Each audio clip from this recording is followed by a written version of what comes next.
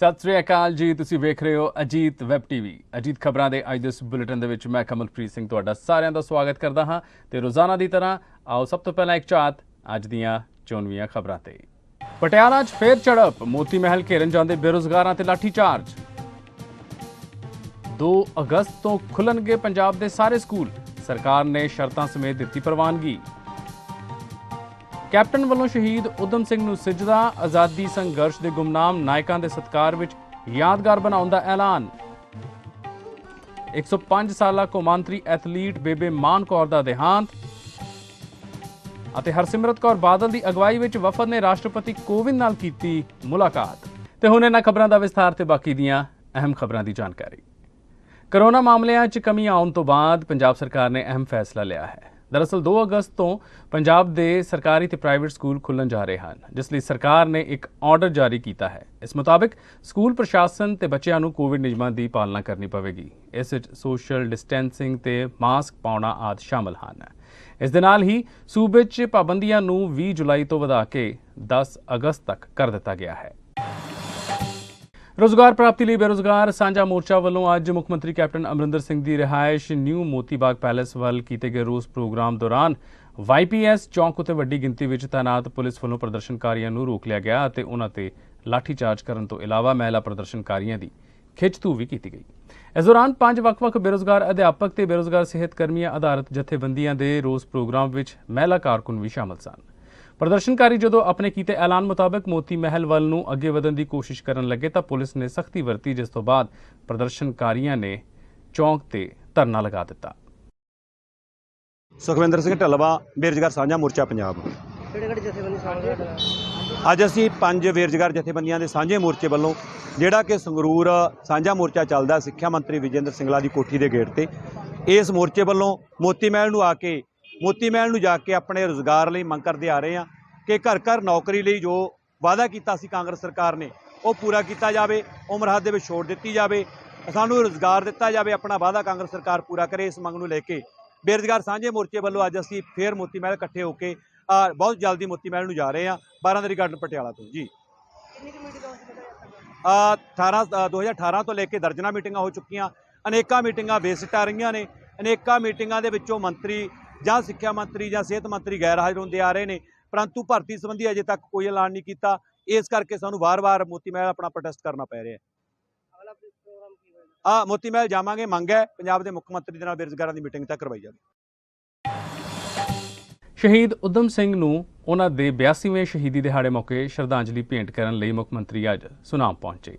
ਇਸ ਦੌਰਾਨ ਕੈਪਟਨ ਨੇ ਜਿੱਥੇ ਸ਼ਹੀਦ ਊਧਮ ਸਿੰਘ ਦੀ ਯਾਦਗਾਰ ਮੁੱਖ ਮੰਤਰੀ ਵੱਲੋਂ ਲੋਕ ਅਰਪਿਤ ਕੀਤੀ ਗਈ, ਉੱਥੇ ਹੀ ਗੁਮਨਾਮ ਨਾਇਕਾਂ ਦੇ ਸਤਿਕਾਰ ਵਿੱਚ ਯਾਦਗਾਰ ਬਣਾਉਣ ਦਾ ਐਲਾਨ ਵੀ ਕੀਤਾ।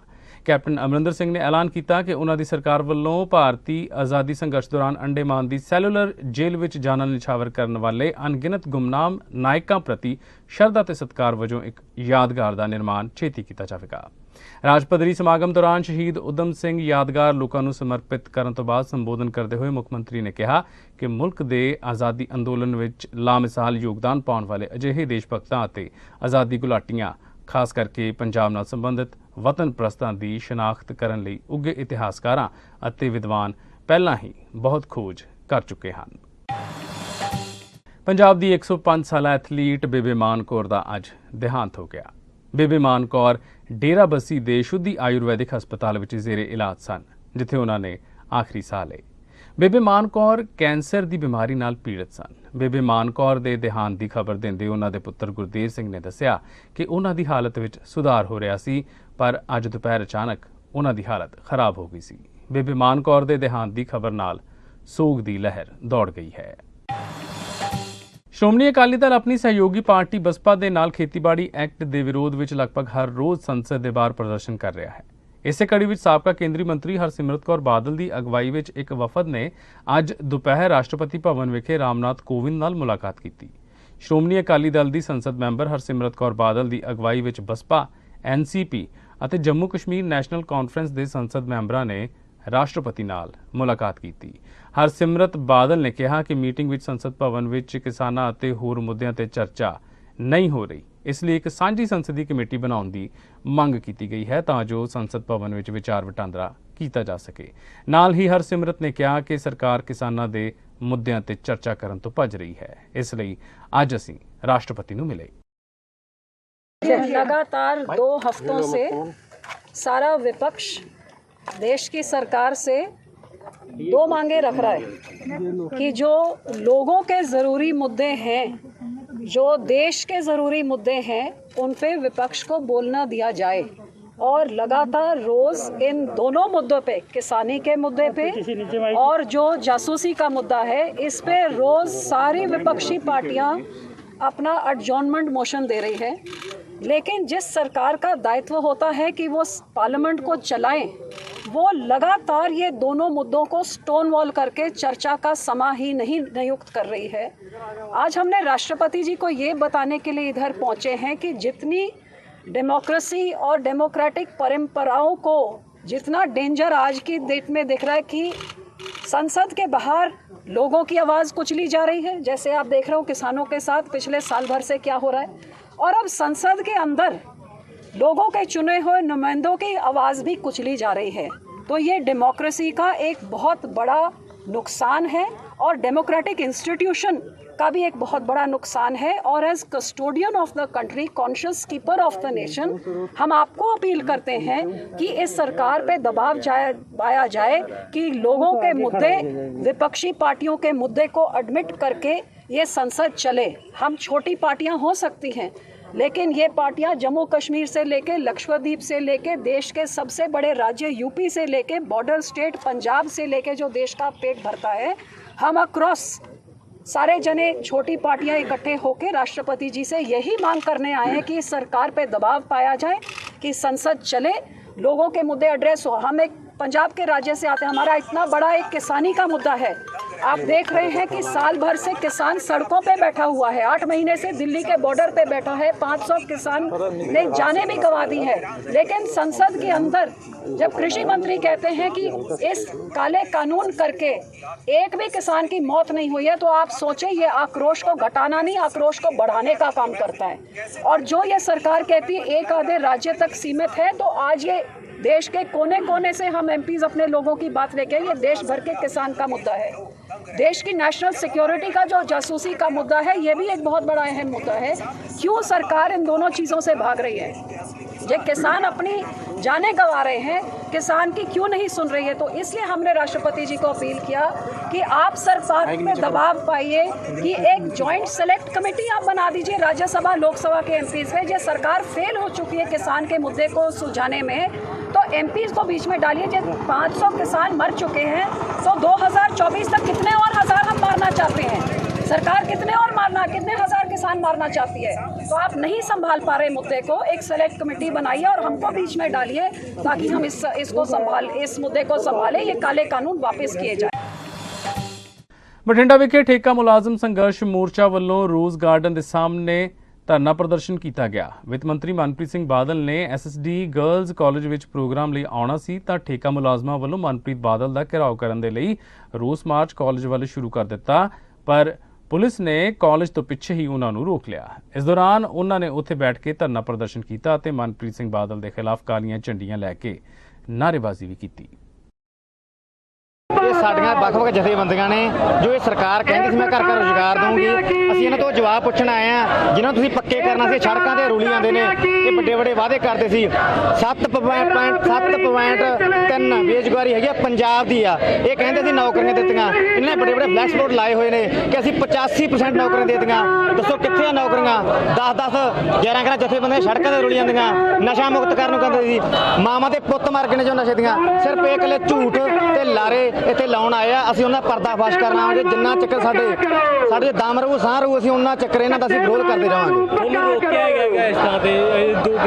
ਸਾਡੀ ਜਥੇਬੰਦੀ ਦਾ ਇਹੀ ਹੈ ਵੀ ਜਿੱਥੇ ਤੁਹਾਨੂੰ ਕੀ ਕੁਝ ਪ੍ਰਸ਼ਾਸਨ ਰੋਕਦਾਗਾ ਉੱਥੇ ਖੜ ਕੇ ਵੀ ਅਸੀਂ ਨਾਅਰੇਬਾਜ਼ੀ ਕਰਾਂਗੇ, ਉੱਥੇ ਅਸੀਂ ਵਿਰੋਧ ਕਰਾਂਗੇ। ਸਾਡਾ ਇਹ ਅਗਲਾ ਪ੍ਰੋਗਰਾਮ ਹੈ। ਸ਼੍ਰੋਮਣੀ ਗੁਰਦੁਆਰਾ ਪ੍ਰਬੰਧਕ ਕਮੇਟੀ ਦੀ ਪ੍ਰਧਾਨ ਬੀਬੀ ਜਗੀਰ ਕੌਰ ਨੇ 올림픽 ਵਿੱਚ ਡਿਸਕ ਥਰੋ ਲਈ ਫਾਈਨਲ ਵਿੱਚ ਪ੍ਰਵੇਸ਼ ਕਰਨ ਲਈ ਸ਼੍ਰੀ ਮੁਕਤਸਰ ਸਾਹਿਬ ਨਾਲ ਸੰਬੰਧਿਤ ਕਮਲਪ੍ਰੀਤ ਕੌਰ ਨੂੰ ਵਧਾਈ ਦਿੰਦਿਆਂ ਐਲਾਨ ਕੀਤਾ ਕਿ ਜਿਹੜੇ ਵੀ ਸਿੱਖ ਖਿਡਾਰੀ 올림픽 ਖੇਡਾਂ ਵਿੱਚੋਂ ਕੋਈ ਵੀ ਮੈਡਲ ਪ੍ਰਾਪਤ ਕਰਕੇ ਆਉਣਗੇ, ਸ਼੍ਰੋਮਣੀ ਕਮੇਟੀ ਵੱਲੋਂ ਉਹਨਾਂ ਦਾ ਵਿਸ਼ੇਸ਼ ਤੌਰ ਤੇ ਸਨਮਾਨ ਕਰਕੇ ਹੌਸਲਾ ਅਫਜ਼ਾਈ ਕੀਤੀ ਜਾਵੇਗੀ। ਸ਼੍ਰੋਮਣੀ ਕਮੇਟੀ ਮੁੱਖ ਦਫ਼ਤਰ ਵਿਖੇ ਧਰਮ ਪ੍ਰਚਾਰ ਕਮੇਟੀ ਅਤੇ ਐਜੂਕੇਸ਼ਨ ਕਮੇਟੀ ਦੀਆਂ ਇਕੱਤਰਤਾਵਾਂ ਕਰਨ ਮਗਰੋਂ ਗੱਲਬਾਤ ਕਰਦਿਆਂ ਬੀਬੀ ਜਗੀਰ ਕੌਰ ਨੇ ਆਖਿਆ ਕਿ ਖੁਸ਼ੀ ਦੀ ਗੱਲ ਹੈ ਕਿ ਕਮਲਪ੍ਰੀਤ ਕੌਰ ਨੇ ਫਾਈਨਲ ਵਿੱਚ ਪੁੱਜ ਕੇ ਸਿੱਖਾਂ ਦਾ ਨਾਂ ਰੌਸ਼ਨ ਕੀਤਾ ਹੈ। ਅੱਜ ਸਾਡੀਆਂ 2 ਕਮੇਟੀਆਂ ਦੀਆਂ ਮੀਟਿੰਗਾਂ ਸਨ, ਐਜੂਕੇਸ਼ਨ ਕਮੇਟੀ ਅਤੇ ਧਰਮ ਪ੍ਰਚਾਰ ਕਮੇਟੀ, ਜਿੱਥੇ ਐਜੂਕੇਸ਼ਨ ਕਮੇਟੀ ਦੇ ਵਿੱਚ ਬਹੁਤ ਸਾਰੇ ਫੈਸਲੇ ਲਏ ਗਏ, ਬਹੁਤ ਸਾਰੇ ਸੁਧਾਰ ਜਿਹੜੇ ਕਿ ਅੰਤਰਿਕ ਕਮੇਟੀ ਦੇ ਵਿੱਚ ਕੀਤੇ ਗਏ ਸਨ ਸਬ ਕਮੇਟੀ ਦੀ ਰਿਪੋਰਟ ਦੇ ਉੱਤੇ। ਤੇ ਜੋ ਨਵੀਂ ਪਾਲਿਸੀ ਬਣਾਈ ਗਈ ਹੈ ਐਜੂਕੇਸ਼ਨ ਦੀ, ਉਹਦੇ ਤਹਿਤ ਆਪਣੇ ਮੁਲਾਜ਼ਮਾਂ ਨੂੰ, ਆਪਣੇ ਅਧਿਕਾਰੀਆਂ ਨੂੰ ਜੋ ਸਾਡੀਆਂ ਕੰਡੀਸ਼ਨਸ ਰੱਖੀਆਂ ਸਨ ਉਹਦੇ ਅਨੁਸਾਰ ਚਲਾਉਣ ਵਾਸਤੇ ਅੱਜ ਐਜੂਕੇਸ਼ਨ ਕਮੇਟੀ ਵਿੱਚ ਵੀ ਫਾਈਨਲ ਕੀਤਾ ਗਿਆ। ਤੇ ਨਾਲ ਹੀ ਕੁਝ ਸਾਡੇ ਮੁਲਾਜ਼ਮ ਸਨ ਜਿਹੜੇ ਕੰਡੀਸ਼ਨਾਂ ਪੂਰੀਆਂ ਕਰਦੇ ਸਨ, 4 ਸਾਲ 7 ਸਾਲ 11 ਸਾਲ ਇਸ ਤਰ੍ਹਾਂ, ਉਹਨਾਂ ਨੂੰ ਵੀ ਰੈਗੂਲਰ ਕੀਤਾ ਗਿਆ। ਤੇ ਨਾਲ ਹੀ ਇਹ ਫੈਸਲਾ ਕੀਤਾ ਗਿਆ ਕਿ ਜੋ ਨਿਊ ਪਾਲਿਸੀ ਬਣੀ ਹੈ, ਜਿਹੜੇ ਬੱਚੇ ਸਾਡੇ ਅਨਏਡਡ ਪੋਸਟਾਂ ਤੇ ਹੈ ਉਹਦੇ ਅਨੁਸਾਰ ਉਹਨਾਂ ਨੂੰ ਸੇਵਾ ਦੇ ਵਿੱਚ ਜੁਟਣ ਵਾਸਤੇ ਮੌਕਾ ਦਿੱਤਾ ਜਾਏਗਾ। ਨਾਲ ਐਜੂਕੇਸ਼ਨ ਨੂੰ ਹੋਰ ਸੁਧਾਰ ਲਿਆਉਣ ਵਾਸਤੇ ਜਿਹੜੀ ਸਾਡੀ ਸਬ ਕਮੇਟੀ ਬਣੀ ਹੈ ਉਹਨਾਂ ਦਾ ਇਹ ਫੈਸਲਾ ਕੀਤਾ ਗਿਆ ਕਿ ਜੋ ਵੀ ਸੁਧਾਰ ਕੀਤੇ ਜਾ ਸਕਣ ਸਾਰੇ ਪ੍ਰਿੰਸੀਪਲਸ ਦੇ ਨਾਲ ਤੇ ਸਾਰੇ ਜੋ ਉੱਥੋਂ ਦੇ ਸਬ ਕਮੇਟੀ ਜਿਹੜੀ ਸਾਡੀ ਲੋਕਲ ਕਮੇਟੀਆਂ ਬਣੀਆਂ ਉਹਨਾਂ ਨਾਲ ਬੈਠ ਕੇ ਕੁਝ ਨਾ ਕੁਝ ਡਿਸਕਸ ਕਰਕੇ ਨਵੇਂ ਤਰੀਕੇ ਦੇ ਨਾਲ ਆਪਣੀ ਐਜੂਕੇਸ਼ਨ 'ਚ ਕਿੱਦਾਂ ਸੁਧਾਰ ਕੀਤੇ ਜਾ ਸਕਦੇ ਆ, ਕਿਵੇਂ ਅਸੀਂ ਬੱਚਿਆਂ ਦੀ ਗਿਣਤੀ ਵਧਾ ਸਕਦੇ ਹਾਂ, ਕਿਸ ਢੰਗ ਦੇ ਨਾਲ ਅਸੀਂ ਆਪਣੇ ਕਾਲਜਾਂ ਸਕੂਲਾਂ ਨੂੰ ਆਪਣੇ ਪੈਰਾਂ ਤੇ ਖੜੇ ਕਰ ਸਕਦੇ ਹਾਂ, ਉਹ ਅਸੀਂ ਬੜੀਆਂ ਅੱਜ ਦੀਰਘ ਵਿਚਾਰਾਂ ਜਿਹੜੀਆਂ ਕੀਤੀਆਂ ਗਈਆਂ। ਪ੍ਰਧਾਨ ਮੰਤਰੀ ਨਰਿੰਦਰ ਮੋਦੀ ਨੇ ਸ਼ਨੀਵਾਰ ਨੂੰ ਵੀਡੀਓ ਕਾਨਫਰੰਸਿੰਗ ਰਾਹੀਂ ਸਰਦਾਰ ਵੱਲਭ ਭਾਈ Patel national police academy Hyderabad ਵਿਖੇ ਮੌਜੂਦ IPS ਪ੍ਰੋਬੇਸ਼ਨਰਾਂ ਦੇ ਨਾਲ ਗੱਲਬਾਤ ਕੀਤੀ। ਇਸ ਦੌਰਾਨ ਆਪਣੇ ਸੰਬੋਧਨ ਵਿੱਚ ਪ੍ਰਧਾਨ ਮੰਤਰੀ ਨੇ ਕਿਹਾ ਕਿ ਵਿੱਤੀ ਧੋਖਾਧੜੀ ਇੱਕ ਵੱਡੀ ਚੁਣੌਤੀ ਬਣ ਗਈ ਹੈ। ਇਸ ਨੇ ਪੁਲਿਸ ਥਾਣਿਆਂ, ਜ਼ਿਲ੍ਹਿਆਂ ਅਤੇ ਰਾਜਾਂ ਦੀਆਂ ਹੱਦਾਂ ਤੋਂ ਬਾਹਰ ਜਾ ਕੇ ਅਪਰਾਧ ਨੂੰ ਰਾਸ਼ਟਰੀ ਅਤੇ ਅੰਤਰਰਾਸ਼ਟਰੀ ਚੁਣੌਤੀ ਬਣਾ ਦਿੱਤਾ ਹੈ। ਸਰਕਾਰ ਇਸ ਨਾਲ ਨਜਿੱਠਣ ਲਈ ਕਈ ਕਦਮ ਚੁੱਕ ਰਹੀ ਹੈ। ਇਸ ਦੌਰਾਨ ਗੁਰਦਾਸਪੁਰ ਦੀ IPS ਪ੍ਰੋਬੇਸ਼ਨਰ ਨਵਜੋਤ ਨਾਲ ਉਹਨਾਂ ਦੀ ਗੱਲਬਾਤ ਹੋਈ। ਇਸ ਦੌਰਾਨ ਪ੍ਰਧਾਨ ਮੰਤਰੀ ਨੇ ਨਵਜੋਤ ਨੂੰ ਡਾਕਟਰ ਤੋਂ ਪੁਲਿਸ ਤੱਕ ਦੇ ਸਫ਼ਰ ਬਾਰੇ ਸਵਾਲ ਕੀਤਾ ਤਾਂ ਉਹਨਾਂ ਨੇ ਬੜੇ ਸਰਲ ਤਰੀਕੇ ਨਾਲ ਜਵਾਬ ਦੇ ਕੇ ਸਭ ਨੂੰ ਖੁਸ਼ ਕਰ ਦਿੱਤਾ। जय हिंद श्रीमान, मेरा नाम नवजोत सिमी है। मैं पंजाब के गुरदासपुर ज़िले से हूँ और मुझे बिहार काडर आवंटित हुआ है। सर, मैंने डेंटल सर्जरी में स्नातक की डिग्री लुधियाना से की है। मेरी डिस्ट्रिक्ट ट्रेनिंग पटना में हुई और इसी दौरान महिला पुलिस कर्मचारियों की बढ़ती संख्या, साहस और प्रेरणा से मैं काफ़ी उत्साहित हुई। जय हिंद श्रीमान। नवजोत जी, आपने तो लोगों को दांत दर्द से राहत दिलाने के लिए दांतों की सेहत ठीक करने का जिम्मा उठाया था। ऐसे में देश के दुश्मनों के दांत खट्टे करने का रास्ता आपने क्यों चुना? सर, मैं सिविल सर्विसेज की तरफ सर मेरा झुकाव काफ़ी पहले से ही था और सर एक डॉक्टर का काम और एक पुलिस का काम भी लोगों की पीड़ा को दूर करना ही होता है सर। तो सर मुझे लगा कि मैं सिविल सर्विसेज के माध्यम से और भी एक बड़े प्लेटफॉर्म पर रहकर लोगों की समस्याओं के समाधान में अपना योगदान दे सकती हूँ। आपने पुलिस फोर्स ज्वाइन की है तो ये सिर्फ आपके लिए ही नहीं, देश में बेटियों की नई पीढ़ी को भी प्रेरित करने वाली है। आज पुलिस में बेटियों की भागीदारी बढ़ रही है। इस पार्टिसिपेशन को बढ़ाने के लिए आपका कोई सुझाव हो या फिर आपके कोई अनुभव हो तो मैं जरूर सुनना चाहूंगा। सर, अभी हमारी डिस्ट्रिक्ट प्रैक्टिकल ट्रेनिंग के दौरान बिहार पुलिस एकेडमी राजगीर में हम लोग ट्रेनिंग में थे। सर, वहाँ पर विमेन कांस्टेबल्स का एक बहुत ही बड़ा बैच था, उनके साथ इंटरेक्शन करने का मुझे मौका मिला। तो सर मैं इतनी ज़्यादा उत्साहित हुई कि वो सब लड़कियाँ आगे पढ़कर बहुत कुछ बनना चाहती थी। सर वो बहुत ज़्यादा ऑलरेडी ही मोटिवेटेड थी। तो सर मुझे बहुत अच्छा लगा और मैंने ये सोचा कि जब भी मैं अपने कार्य में, अपने फील्ड में जाऊंगी तो महिलाओं के लिए मैं ज़रूर कुछ करूंगी ताकि उनकी एजुकेशन में स्पेसिफिकली कोई कमी ना आ सके। सर जैसा भी हो सका मैं उनके लिए जरूर कुछ करूंगी। देखिए नवजोत जी, बेटियों का ज्यादा से ज्यादा पुलिस फोर्स में आना देश के पुलिसिंग सिस्टम को मजबूत करेगा। पंजाब हो या बिहार, आप तो महान गुरु परंपरा के राज्यों को कनेक्ट कर रही हैं। और गुरु तो कह गए हैं कि मैं काहू को देत नहीं, नहीं भय मानत आन। यानी सामान्य मानवी को ना तो हमें डराना है और ना किसी से डरना है। मुझे विश्वास है कि आप इसी प्रेरणा से आगे बढ़ेगी और पुलिस सेवा को और अधिक समावेशी और संवेदनशील बनाने में सफल होगी। मेरी आपको बहुत शुभकामनाएं हैं। धन्यवाद सर। जय हिंद सर। ਸਿੱਖਾਂ ਦੀ ਆਸਥਾ ਦਾ ਕੇਂਦਰ ਸੱਚਖੰਡ ਸ੍ਰੀ ਦਰਬਾਰ ਸਾਹਿਬ, ਜਿੱਥੇ ਰੋਜ਼ਾਨਾ ਹੀ ਲੱਖਾਂ ਸ਼ਰਧਾਲੂ ਨਤਮਸਤਕ ਹੋਣ ਲਈ ਪਹੁੰਚਦੇ ਹਨ, ਜਿਸ ਦੇ ਚਲਦਿਆਂ ਵਿਦੇਸ਼ਾਂ ਤੋਂ ਅੰਬੈਸਡਰ ਵੀ ਨਤਮਸਤਕ ਹੋਣ ਪਹੁੰਚਦੇ ਹਨ ਤੇ ਸਿੱਖ ਇਤਿਹਾਸ ਨਾਲ ਜੁੜਨ ਦੀ ਕੋਸ਼ਿਸ਼ ਕਰਦੇ ਹਨ। ਅੱਜ ਕੋਲੰਬੀਆ ਤੋਂ ਅੰਬੈਸਡਰ ਐਚੀ ਮਰਿਆਨਾ ਪਚੈਕੋ ਵੀ ਨਤਮਸਤਕ ਹੋਣ ਲਈ ਇੱਥੇ ਪਹੁੰਚੇ। ਇਸ ਦੌਰਾਨ ਉਹਨਾਂ ਦੇ ਨਾਲ ਇੰਟਰਨੈਸ਼ਨਲ ਇੰਡੀਅਨ ਚੈਂਬਰਸ ਬਿਜ਼ਨਸ ਤੋਂ ਪ੍ਰਧਾਨ ਮਨਪ੍ਰੀਤ ਸਿੰਘ ਵੀ ਮੌਜੂਦ ਸਨ। Well, I'm the ambassador of Colombia to India, and I'm very honored to be here in Amritsar. Thanks to the invitation that I have received from Mr. Manpreet Singh and ICIS, and I'm very honored and look forward to deepen the collaboration and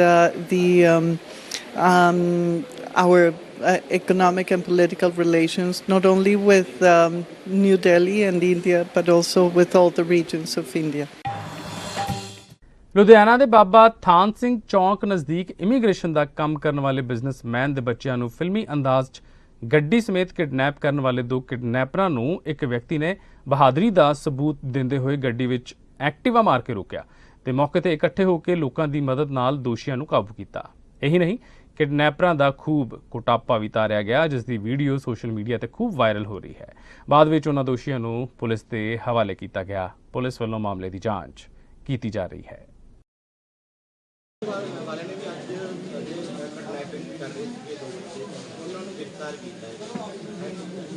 ਉਹ ਦੇਖੋ ਅਸੀਂ ਪੜਤਾਲ ਕਰ ਰਹੇ ਹਾਂ and ਉਸ ਦਾ ਵੀ ਅਸੀਂ ਜਦੋਂ ਕਿ ਸਾਰੀ ਚੀਜ਼ਾਂ ਕਲੀਅਰ ਹੋ ਜਾਣਗੀਆਂ ਉਸ ਤੋਂ ਬਾਅਦ ਦੱਸਾਂਗੇ।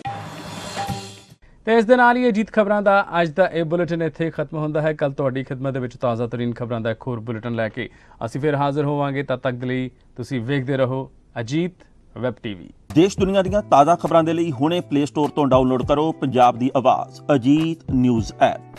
ਹੁਣ ਤੁਹਾਡਾ ਆਪਣਾ ਅਜੀਤ ਹਰ ਸੋਸ਼ਲ ਮੀਡੀਆ ਪਲੇਟਫਾਰਮ ਦੇ ਉੱਤੇ ਉਪਲਬਧ ਹੈ। ਫੇਸਬੁੱਕ ਦੇ ਉੱਤੇ ਹੁਣੇ ਲਾਈਕ ਤੇ ਫੋਲੋ ਕਰੋ ਅਜੀਤ ਦਾ ਅਫੀਸ਼ੀਅਲ ਪੇਜ ਡੇਲੀ ਅਜੀਤ, ਤੇ ਹਾਂ ਨਾਲ ਹੀ ਦੋਸਤਾਂ ਨੂੰ ਪੇਜ ਲਾਈਕ ਕਰਨ ਦੇ ਲਈ ਇਨਵਾਈਟ ਕਰਨਾ ਨਾ ਭੁੱਲਣਾ। ਇੰਨਾ ਹੀ ਨਹੀਂ, ਹਿੰਦੀ ਦੇ ਵਿੱਚ ਖਬਰਾਂ ਵਾਸਤੇ ਲਾਈਕ ਤੇ ਫੋਲੋ ਕਰੋ ਸਾਡਾ ਫੇਸਬੁੱਕ ਪੇਜ ਅਜੀਤ ਸਮਾਚਾਰ ਹਿੰਦੀ। YouTube ਦੇ ਉੱਤੇ ਵੀਡੀਓ ਖਬਰਾਂ ਦੇਖਣ ਦੇ ਲਈ ਹੁਣੇ ਸਬਸਕ੍ਰਾਈਬ ਕਰੋ ਅਜੀਤ ਦਾ official YouTube channel Ajit web TV. ਤੁਹਾਡਾ ਆਪਣਾ ਅਜੀਤ ਹੁਣ ਟਵਿੱਟਰ ਤੇ ਇੰਸਟਾਗ੍ਰਾਮ ਦੇ ਉੱਤੇ ਵੀ ਉਪਲਬਧ ਹੈ। ਟਵਿੱਟਰ ਦੇ ਉੱਤੇ ਖਬਰਾਂ ਦੇ ਲਈ ਫੋਲੋ ਕਰੋ ਡੇਲੀ ਅਜੀਤ, ਤੇ ਇੰਸਟਾਗ੍ਰਾਮ ਦੇ ਉੱਤੇ ਖਬਰਾਂ ਦੇ ਨਾਲ ਵੀਡੀਓ ਦੇਖਣ ਦੇ ਲਈ ਫੋਲੋ ਕਰੋ ਬਲੂ ਟਿਕ ਵਾਲਾ ਸਾਡਾ ਅਫੀਸ਼ੀਅਲ ਚੈਨਲ ਡੇਲੀ ਅਜੀਤ। ਇੰਨਾ ਹੀ ਨਹੀਂ, ਅਜੀਤ ਦੇ ਵੀਡੀਓ ਹੁਣ ਤੁਸੀਂ ਐਪਲ ਟੀਵੀ ਦੇ ਉੱਤੇ ਵੀ ਵੇਖ ਸਕਦੇ ਹੋ, ਤੇ ਨਾਲ ਹੀ ਅਜੀਤ ਅਖਬਾਰ ਦਾ ਡਿਜੀਟਲ ਐਡੀਸ਼ਨ ਪੜ੍ਹਨ ਦੇ ਲਈ ਡਾਊਨਲੋਡ ਕਰੋ ਅਜੀਤ ਈ ਪੇਪਰ ਐਪ। ਤੁਹਾਡਾ ਆਪਣਾ ਭਰੋਸੇਯੋਗ ਚੈਨਲ, ਤੁਹਾਡੀ ਆਪਣੀ ਆਵਾਜ਼, ਪੰਜਾਬ ਦੀ ਆਵਾਜ਼ ਅਜੀਤ।